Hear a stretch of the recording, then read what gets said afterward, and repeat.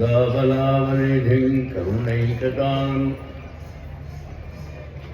अत्यावतारनिखिलेष्वपियप्रधानम् श्रीरङ्गदेशिकधनं शरणं शरणामि।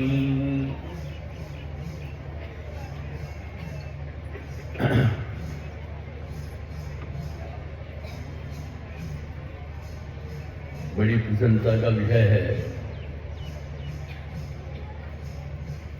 श्री वैकुंठनाथ भगवान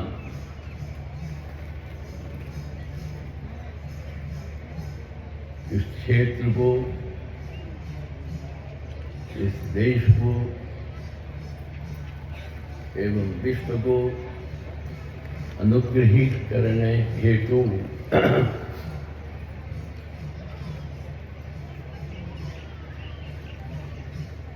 इस मंगलमय प्रदेश में पधार रहे हैं। अतीव हर्ष का विषय है। आपको कल आपके साथ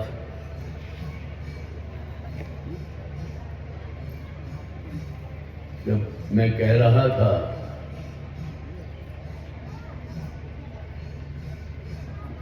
कि परस्परम भावयन्तः श्रेयः परमवाप्स्युः,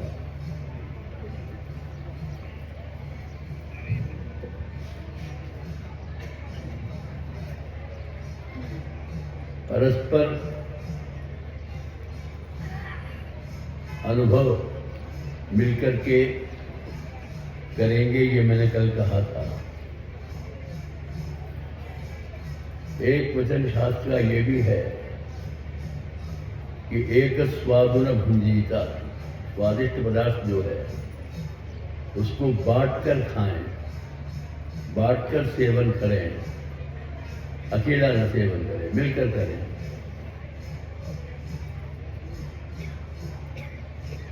एक स्वादुन भुंजीता, गंभीर विषय है। विषय की गंभीरता को देखते हुए भी परस्पर मिलकर ही इसका अनुभव, इसका आनंद उठाना चाहिए। गोदा जी का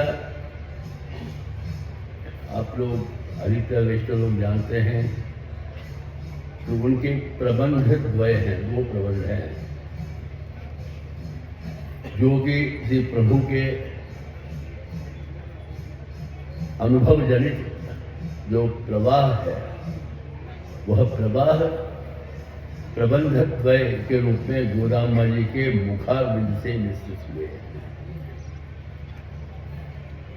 एक का नाम है तिरुप्पावई, जो कि आप श्री वैष्णव सब जितने भी स्थान हैं, जहाँ जहाँ वैष्णवों के मंदिर, देवालय, दिव्य देश हैं, धनुर्मास में, धनुर्मास जिसको हम लोग मार्गशीर्ष का भी महीना कहते हैं, सर्वत्र तिरुप्पावई का अनुसंधान प्रातः उत्थान के पश्चात भगवान का अनुभव करके सब श्री वैष्णव देवालयों में मनाया जाता है, जिसका तमिल में नाम है तिरुप्पावई। तिरुप्पावई व्रतानुसंधान, व्रत का अनुष्ठान मां करती हैं भगवत प्राप्ति के लिए।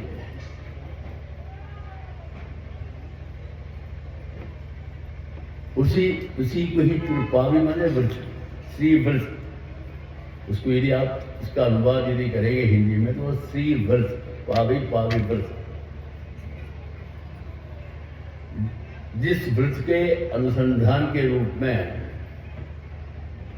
मार्गशीर्ष के महीने में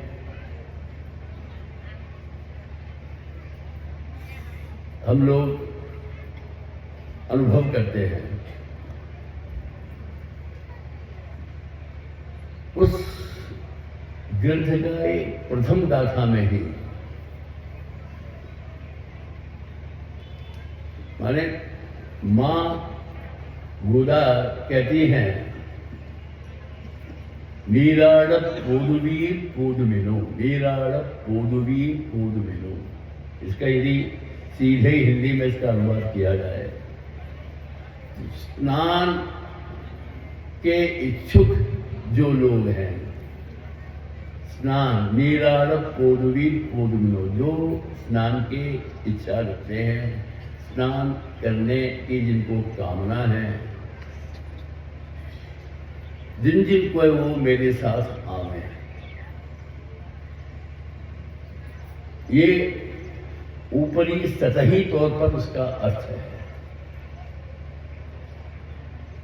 यदि उसका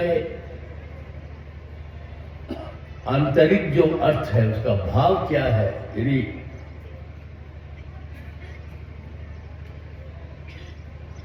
विचार करें तो यहां स्नान हेतु, स्नान के लिए मां अपने सखियों जो उनकी इच्छा है उनको नहीं बुला रही है, स्नानार्थ नहीं बुला रही है।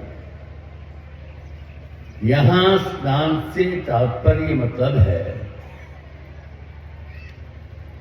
भगवत अनुभव, भगवान का जो अनुभव है,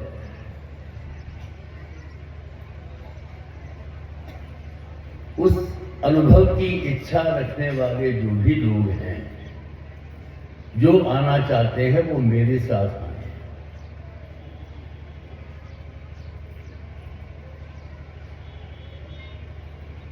तिरुप्पावई अर्थ की दृष्टि से, विषय की दृष्टि से इतना गंभीर ग्रंथ है, इतना रसप्रद वो ग्रंथ है, उसका अनुभव करने से उसकी इतनी रस की अनुभव होती है कि भगवान भाष्यकार रामानुज स्वामी जी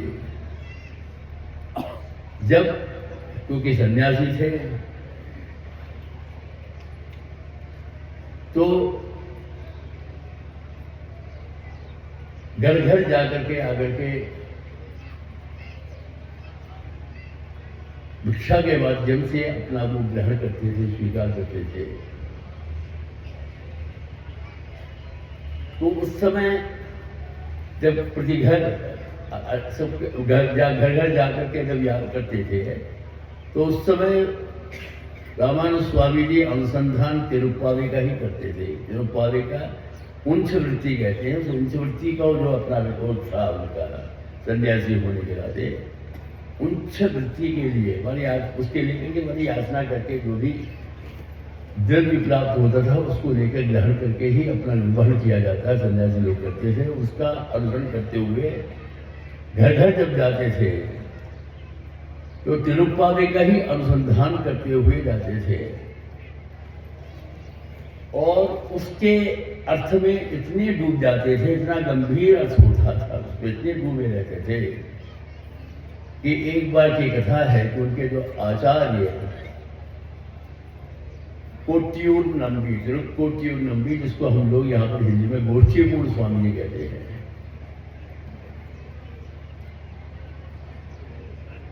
उनके घर पर जब जाते हैं, वहां जब आकर के याचना के हेतु पुकारते हैं, तो उस समय अनुसंधान 18 की गाथा है, उन्दु मजगड़ितन ओढ़ावत उल्बन। इस पर नीला जी का उत्थापन है, एक एक को उत्थापन करके माँ अपने साथ सखियों को लेके जाती है। उसी क्रम में प्रभु को जगाती हैं। प्रभु जब नहीं जगते हैं तो नीला देवी को माध्यम से, क्योंकि पुरस्कार के माध्यम से ही प्रभु के श्री चरणों में जाना चाहिए, ये याद आ जाती है गोदा को, तो फिर माँ को जगाने के लिए उनके घर पर जाती हैं और नीला जी का उत्थापन करती हैं, नीला जी को जगाती है। वो जो नीला जी को जगाती है वो यही गाथा है जो कि तिरुप्पावई में 18वीं गाथा है। इसी गाथा का अनुसंधान करते हुए द्वार पर जाकर के रामानुज स्वामी जी पुकारते हैं, तो इस गाथा का अनुसंधान करते हुए पुकारते उस समय कर रहे थे, और उस गाथा के अर्थ में इतने डूब गए थे कि गोष्ठीपूर्ण स्वामी जी की जो कन्या है, अतुला उनका नाम है, अतुला देवी उनका नाम है, वो आके द्वार खोलती हैं तो वो इतना डूब गए थे उस अर्थ में कि वो नीरा जी का जो कि उत्थापन उस गाथा के माध्यम से गोदा जी कर रही थी। भगवान भाष्यकार रामानुज स्वामी समझते हैं कि साक्षात नीरा ही आकर के द्वार खोल रहे हैं, नीरा ही आकर के द्वार खोल रही हैं। यह सोचकर साष्टांग प्रणाम रामानुज स्वामी जी कर देते हैं। वो घबरा जाती हैं कि यति का इस प्रकार व्यवहार देकर जिनको हमें प्रणाम करना वो मेरे ही प्रणाम कर रहे हैं। घबरा कर अपने पिताश्री के पास दौड़ करके जाती हैं और कहती है, उनको भ्राता के रूप में मानती हैं कि वो जो भ्राता मेरे सन्यासी हैं वो उनका क्या व्यवहार है, वो मुझे साष्टांग कर रहे हैं, क्या कारण है। आचार्य श्री गोचीमूल स्वामी जी समझ जाते हैं तो वो पूछते हैं ये जो उर्दू मगहरी जो 1918 जो गाथा है क्या इसका अनुसंधान कर रहे थे। वो कहते हैं हाँ इसी का अनुसंधान करते हो, यही वो साष्टांग प्रणति पूर्वक साष्टांग पूर्वक यात्रा कर रहे हैं।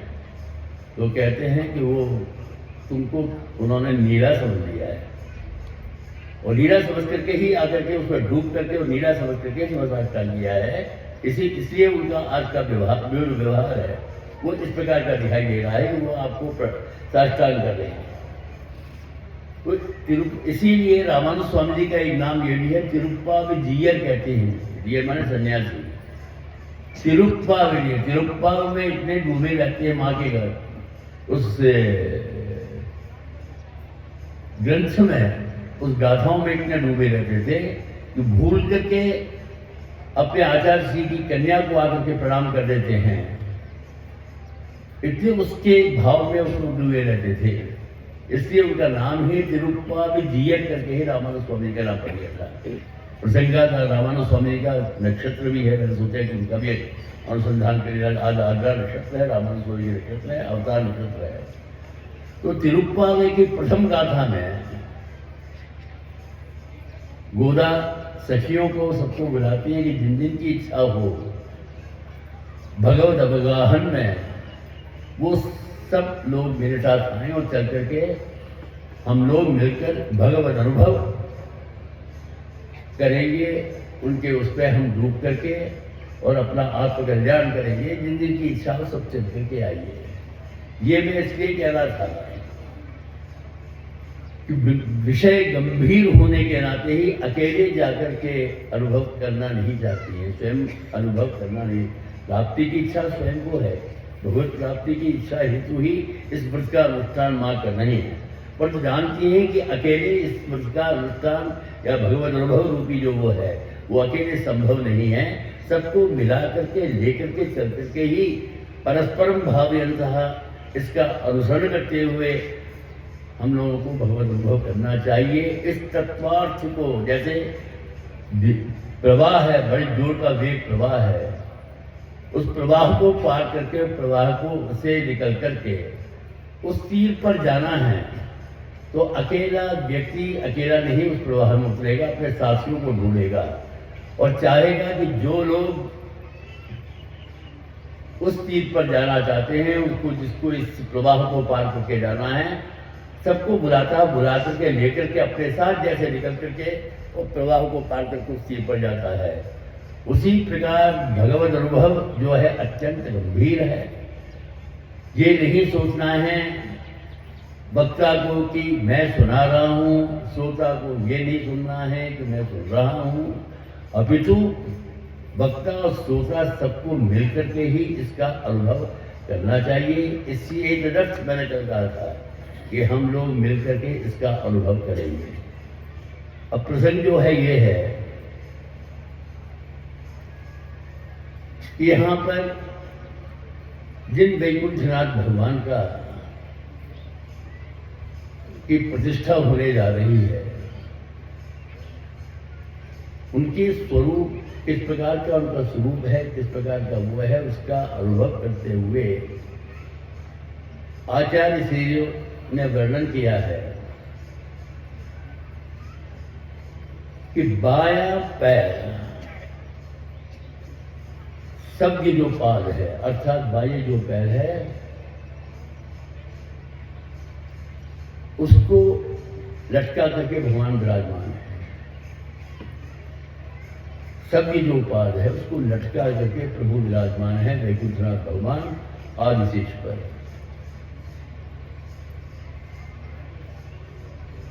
उसके लिए विशेषण दिया है भगवान के उस श्री चरण के लिए कि सबके पाद वाले बाएं पैर को भगवान ने लटका करके जो विराजमान है वो कैसा है? स्थित दुरिता हरम, स्थित दुरिता हरम।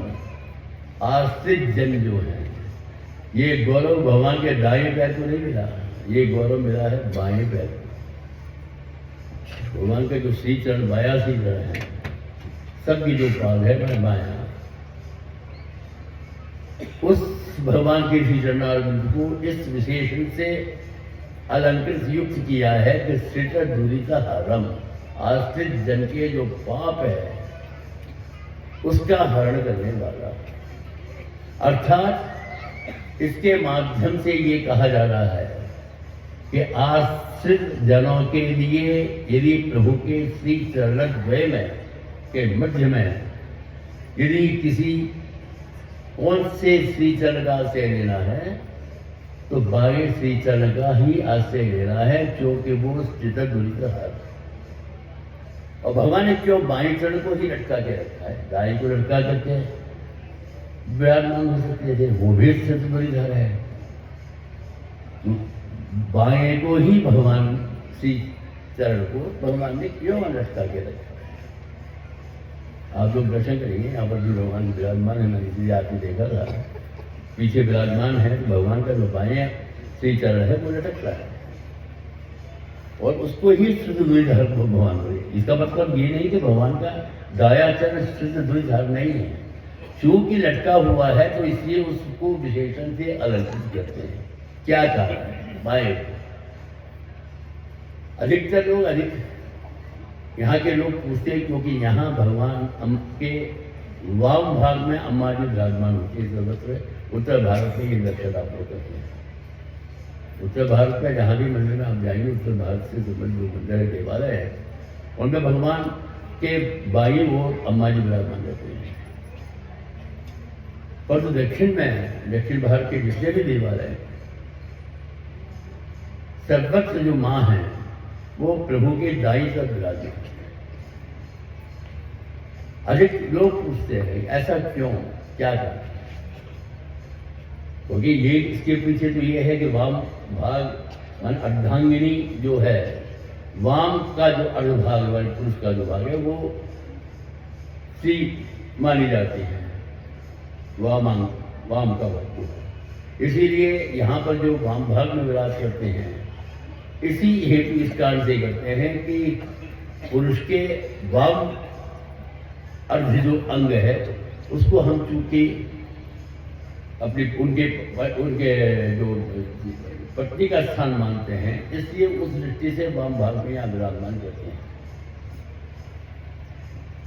परंतु इसका क्या कारण है कि दक्षिण की ओर माँ क्यों विराज? ये नहीं इसका कारण कि क्योंकि दक्षिण में है इसलिए दक्षिण भाग में विराजमान किया है, ये नहीं उसका भाव। ये न समझें, क्योंकि दक्षिण के जो मंदिर है उसमें चूंकि माँ विराजमान है इसलिए वो आकर के दक्षिण में विराजमान है, ये नहीं। आस्तिक जो जन है वो प्रभु का नमन करते हैं, प्रणाम करते हैं प्रभु के दाईं ओर से। भगवान प्रभु का जो दाया हिस्सा है, दाईं भाग है, उधर से प्रणाम करते हैं, प्रभु के दाईं तरफ से प्रणाम करते हैं। प्रभु के दाया जो भाग है, दाया जो हिस्सा है, उस तरफ से प्रणाम करते हैं।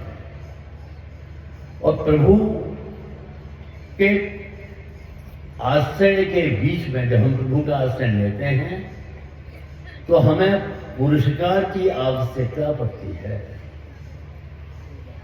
सीधे हम प्रभु के यदि आश्रय में जाते हैं तो सौलभ्यादि जो गुण हैं, सुलभ हैं, अत्यंत सुशील हैं, इंद्रियों के आधार पर प्रभु स्वीकार भी कर सकते हैं, और एक बहुत ही विशिष्ट गुण है भगवान में, वो स्वतंत्र है,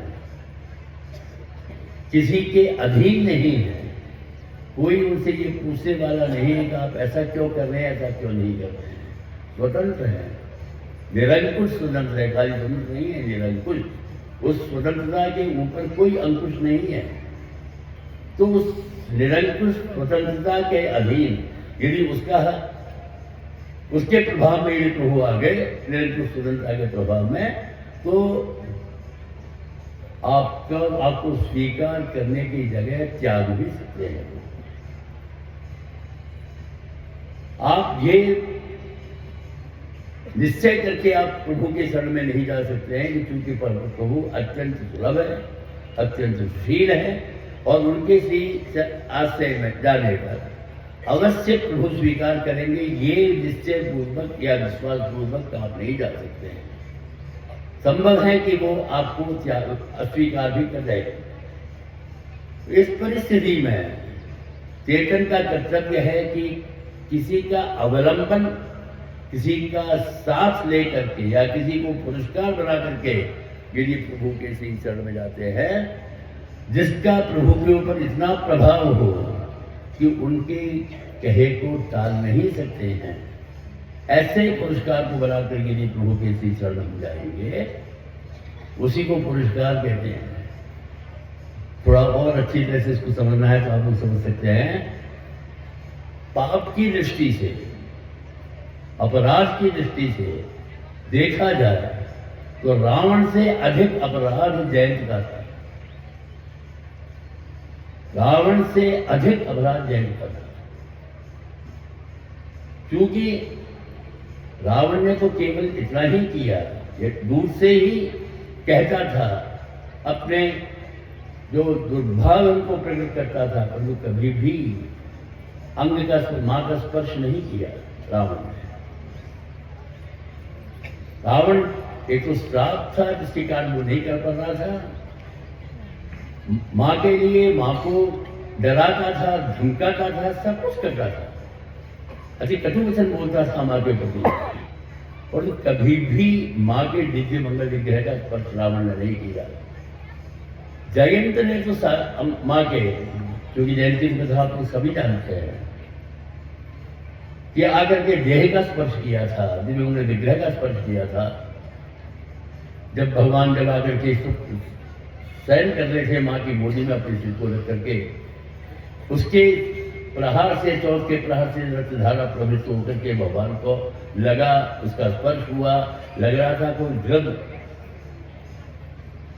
के स्पर्श का बने रक्त का जब हुआ, तो उठकर देखते हैं, तब पता चलता है कि क्या पूछते हैं, देखते हैं, तो क्रोध के वश में आकर के सिर को लेकर के ब्रह्मास्त्र के रूप में प्रयोग करके और जैन के ऊपर उस ब्रह्मास्त्र का प्रयोग करते हैं। सब जगह घूमकर, 3 लोकान संपरिक्रम्य तमेव शरणं गता, तीनों लोगों को सम्यक परिक्रम्य, खाली परिक्रम्य नहीं है, एक बार गया, 2 बार सबके पास जाता है, अपने बाप के पास जाता है, ब्रह्मा रुद्र, जो उसको विश्वास था कि मेरी रक्षा इस अस्त्र से कर सकते हैं, सबके पास जाता है, घूम घूम के संपरिक्रम्य। एक बार नहीं, हमारे आचार्य लोग आते थे 9 बार गए। 9 माने कोई असंख्य, 9 की संख्या जो है उसके बाद सारी संख्या मिलकर के जुड़ करके बनती हैं। सबसे बड़ी संख्या जो है 9 है, वो असंख्य का द्योतक है। अनेक बार जाकर के घूम घूम के आता है, और जब देखता है कि मेरी रक्षा कहीं नहीं होती, प्रभु के श्री चरणों में है, तो उनके श्री चरणों में आकर के दिखता है, शरणागति नहीं करता है। ये नहीं कहता मुझे मेरी रक्षा करो, मुझे कृपा करके मुझे अपने आश्रय में ले, ये नहीं कहता है, ये प्रार्थना नहीं करता है। हतोत्साहित होकर के उनके श्री चरणों का आगे दिखता है, रक्षा के भाव से या इस भाव से कि प्रभु मेरी रक्षा करेंगे, इस भाव से नहीं। थक गया, हतोत्साहित हो गया, तो प्रभु के चरण में आके गिरा। तो भगवान मां देखती हैं, माता जी देखती हैं, तो मालूम है कि ब्रह्मास्त्र से इसको छोड़ेंगे आगे, जो ब्रह्मास्त्र जो प्रयुक्त हो चुका है वो इसको छोड़ेगा नहीं, जब तक कि प्रभु से इसकी बचाव नहीं करेंगे। तब प्रभु से वो आकर के भी गिरता है। तो शरणागति हम लोग शरणागति करते हैं तो प्रभु के श्री चरणों में अपना मस्तक रखते हैं। वो उल्टा गिरा, उसका पैर आकर के भगवान के श्री चरणों पर था। हमारे इसका मतलब है वो शरणागति भी नहीं की, और तो उसको यदि भगवान ने अपने अस्त्र से बचाया, नेत्र में केवल प्रयोग करके उसको प्राणदान दिया, उसका मुख्य कारण माँ उसको उठाकर प्रभु के चरणों में उसके सिर को रख करके और प्रभु से प्रार्थना माने की इसकी आप रक्षा करें, उसको छोड़े जो भी अपराध हुए उसके लिए आप इसको क्षमा करें। तो माँ चूंकि पुरस्कार बनी, यही पुरस्कार का वैभव है। प्रभु का इतना क्रोध था कि उसको मारने के लिए प्रभु ने ब्रह्मास्त्र का प्रयोग किया, परंतु माँ के कहने पर क्योंकि ब्रह्मास्त्र निरर्थक एक बार प्रयुक्त हो चुका तो फिर वो सार्थक ही होकर के लौटेगा, जिस उद्देश्य से किया करके ही लौटेगा। निरर्थक कभी भी उसका वो नहीं जा सकता है। तो प्रभु ने माँ के कहने पर उसके नेत्र में एक नेत्र को ऊपर उस ब्रह्मास्त्र का प्रयोग कर जीवन दान देकर उसको छोड़ा। तो वो पुरस्कार की आवश्यकता पड़ती है प्रभु के आश्रय में। सीधे प्रभु का आश्रय लेने में आप निश्चित होकर ये नहीं कर सकते कि प्रभु आपको अपने आश्रय में लेंगे। तो प्रभु के दाईं ओर से हम लोग शरणागति करते हैं, भगवान का वो करते हैं दाईं ओर से, और करके ही प्रणाम करके फिर दक्षिण की ओर से ही परिक्रमा करते हैं प्रभु की। उस समय जब हम प्रभु की शरणागति में जाते हैं, शरण का अब प्रभु के इसी चरणों का अवलंबन लेते, तो उसके लिए हमारे और प्रभु के बीच में ऐसा कोई तत्व होना चाहिए जो कि हमारी शरणागति को, हमारी प्रार्थना को, हमारे निवेदन को सफल बना सके। एक वो कौन कर सकती है? माँ के सिवाय वो कोई नहीं कर सकता। प्रभु के ऊपर ऐसे निरंकुश स्वतंत्र प्रभु के ऊपर यदि किसी का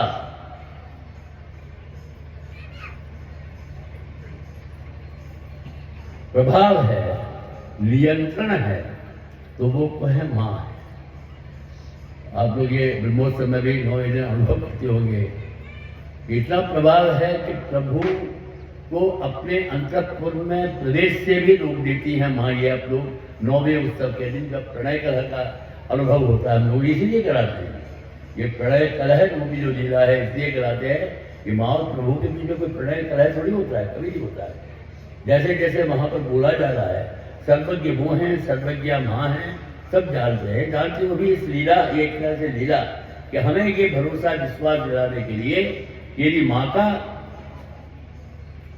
वरदहस्त हम लोगों पर है तो प्रभु हमारी उपेक्षा नहीं कर सकते। अवश्य हम कितने भी बड़े अपराधी है और माँ की कृपा हम पर हो गई तो अवश्य ही प्रभु की कृपा भी हम पर संपन्न हो सकती है।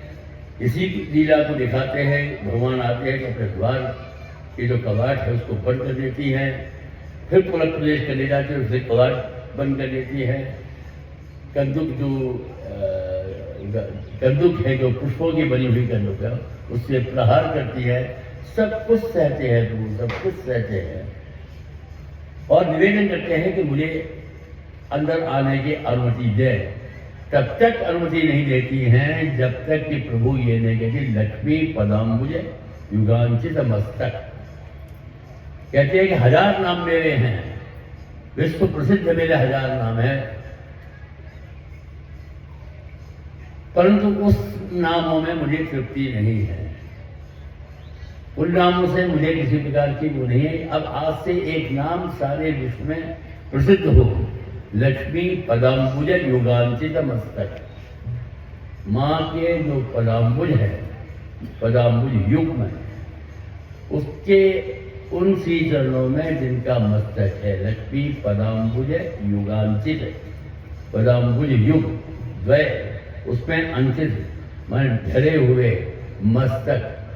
प्रभु का एक ये नाम कहते हैं कि 1000 नाम एक तरफ, जैसे यहाँ पर भी पार्वती जी शंकर जी से पूछते हैं कि भगवान का 1000 जो नाम है उसका हम यदि पाठ नहीं कर पाते हैं, समय नहीं मिलता है, कोई कारणवश पाठ नहीं कर पाते हैं, तो कोई ऐसा नाम बताइए जिसकी अनुसंधान से, जिसके जपने से 1000 जो नाम है भगवान आपके नाम का कीर्तन संभव हो जाए। तब वो कहते हैं श्री राम राम रामेति रमे रामे मनोरमे सहस्रनाम तत्तुल्यम राम नाम वराने। भगवान के 1000 नाम के बराबर है एक नाम श्री राम। उसी प्रकार आज एक नाम भगवान अपने मुखान में हो तो वहाँ शंकर जी ने होना चाहता, वो तो शंकर जी ने कहा, ये स्वयं ही कहते हैं कि 1000 नाम तराजू में एक साथ रख दिए जाए मेरे, और लक्ष्मी पदा मुझे युगांचित मस्तक तो मेरा वही पलड़ा भारी होगा। तो इतना प्रभाव दिखाने के लिए कि माता प्रभु के ऊपर इतना प्रभाव है, निरंकुश स्वतंत्र होने पर भी उनके ऊपर इतना प्रभाव है कि वो भगवान को अपने वश में रखती हैं और चेतन के उद्धार, चेतन कल्याण के लिए प्रमुख पुरस्कार जो और सब जितने भी पुरस्कार हैं उनके संबंध से है। प्रधान पुरस्कार है माँ, और जीव चेतन अपराध की गठरी लेकर के जब भगवान की शरण में जाता है, भगवान की श्री चरणों का शरण लेता है, तो उसके मध्य में ऐसा एक कोई तत्व होना चाहिए जो कि उसके अपराध को भगवान क्षमा करके प्रयास हो जाए, तो वो माँ है। इसीलिए दक्षिण की तरफ से हम चूंकि प्रणाम करते हैं और हमारे शरणागति प्रभु के बीच में एक पुरस्कार की आवश्यकता है, इसलिए दक्षिण भाग में माँ विराजमान होती है हमारे यहाँ। तो दक्षिण भाग में माँ को विराजमान करने के जो भाव है, उसके पीछे ये भाव है कि हम इसलिए करते हैं कि चेतन और परमात्मा के बीच में पुरस्कार बन करके उस चेतन का कल्याण, उद्धार माँ करती है। तो इस प्रकार हमने देखा कि पुरस्कार का वो जो है, तो यहाँ पर गोदाम में वो दक्षिण, इसलिए मैं आगे इस पर आ रहा था कि वाम जो पाद है, बाया जो भगवान का शीतल उसको लटका करके इसलिए बैठे हैं कि जब हम दक्षिण की तरफ से प्रणाम करेंगे तो हमारे सामने कौन सा वो होगा, वाम भगवान का वो शीतल। चेतन की शरणागति के लिए वो सुलभ हो, उसके लिए उस चरण को लटका के रखा है कि जिस पर आकर के चेतन शरणागति करते हुए अपने मस्तक को रख सके। इसलिए शीतल धूलि का हारम माँ पुरस्कार करती हैं, भगवान के बाएं से चरण में ले जाकर चेतन मस्तक रख करके शताब्दी करता है। तो उसके लिए कहा कि ये शीतल धूलि का हार आस्तिक जन के जो, इसलिए भगवान ने उनकी सुविधा के लिए, अपने लिए नहीं, अपने उसके कारण नहीं, भाई जहाँ पे भी भगवान करके विराजमान हो सकते हैं, परंतु उस चेतन को ध्यान में रखते हुए जो शरण आया है उसके लिए सुलभ हो, उसके लिए शरणागति उसके लिए सुलभ हो सके, इसलिए प्रभु ने आकर के बायां जो पैर है उसको लटका करके रखा है और दाएं को कुंचित उसको मोड़ करके विराजमान है। मोड़ना जो अलग अलग इसमें यूँ दिखा दिया है, चित्रपट में दिखाया, तो भगवान का हम लोगों का अधिकतर अनुभव यही है, मोड़ करके घुटने एक तो लटका के तो एक ऊपर ही होता है, भगवान विराजमान है। और दायां हाथ उस जो मुड़े हुआ जो भगवान के श्री चरण है उसके ऊपर रखते हुए, और बाएं को शेष जो जिस पर विराजमान है उस पर रख करके प्रभु, माने ये ऐसा वर्णन है कि जैसे भगवान आराम के मूड में है, रिलैक्स मूड, जिसकी इंग्लिश में बोलेंगे रिलैक्स मूड में, ऐसे विराजमान है जैसे आराम फरमा रहे हैं भगवान, प्रभु बैठ करके आराम फरमा रहे हैं। अरे उस प्रभु के लिए आराम की क्या आवश्यकता है? उस कोई परिश्रम करे तो उसके लिए आराम की जरूरत, जब परिश्रम करके थक जाता है तब आराम करता है। प्रभु को कौन सा ऐसा परिश्रम करना पड़ा है जिसके कारण आराम फरमा रहे भगवान? वो तो संकल्प मात्र से सारी सृष्टि स्थिति और संहार का नियम कर रहे हैं, केवल संकल्प मात्र से लोग करते हैं, कोई उनको वो नहीं करना पड़ता है। उस प्रभु के लिए आराम फरमाने की क्या जरूरत है? अब इसका प्रकाश कल थोड़ा सोशल मीडिया मिला करके कल होता है, इसको अगर ये क्विज के रूप में रखा है कि क्यों, इसका समाधान अब कल मैं बताऊंगा, जिसकी जिज्ञासा आप लोगों को बनी रहे, ये क्यों ऐसा, उसकी जिज्ञासा बने, इसके ऊपर थोड़ा प्रकाश मैं करता दूँगा। और अभी यही वो करता हूँ मैं, कोई ज़्यादा नहीं करना, कल और समय लेके इसी समय पर आकर के कल थोड़ा उसका प्रकाश डालते आगे बता दूँगा, तो लोगों का थोड़ा वो बताते हैं। श्री श्री श्री स्वामी जी महाराज की, गोवर्धन पीठाधीश्वरानंद श्री विभूषित श्री स्वामी जी महाराज की। जयति बाधूल कुल कमल दिवाकर विभो श्रीरंग सुरेश स्वामिन् विजयी भव, विजयी भव, विजयी भव। बोल श्री स्वामी जी महाराज को, बोल श्री स्वामी जी महाराज को, श्री गोदा रंगवन्नाथ भगवान को, श्री लक्ष्मी वैकुंठनाथ भगवान को। आऊंगे अब आऊंगा उनसे स्वामी जी जगन्नाथ स्वामी जी धर्म चौक में रहना आप कुछ बोलेंगे हाँ श्रीमद् वेदमार्ग प्रतिष्ठापकाचार्य अस्य श्री लक्ष्मी वैकुण्ठनाथस्य मन्दिरस्य पीठाधीशान् अहं निवेदयामि यत् शुभाचसा अस्मान् सर्वान् दासानुदासान् अनुगृह्णन्तु